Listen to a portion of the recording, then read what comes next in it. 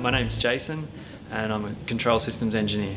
I've been working at Sage now on and off for 7 years. While I was at uni I was renovating houses and just to pay my way, and then started here as a grad straight away.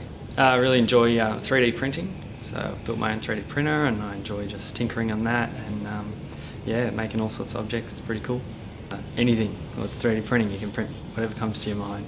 I've printed little trinkets for my desk, I've printed things around the house, fixing things, from something as simple as just a bracket broken in the house to something like a fully functional little robot or thing like that. Yeah, possibilities are endless with 3D printing. What I love most about Sage is probably the people. Pretty flexible. I have a year-old daughter now and they're really good through that period. My partner got a job in Papua New Guinea for a year, so Sage basically said, yeah, all good, go with her. Sage held the door open for me.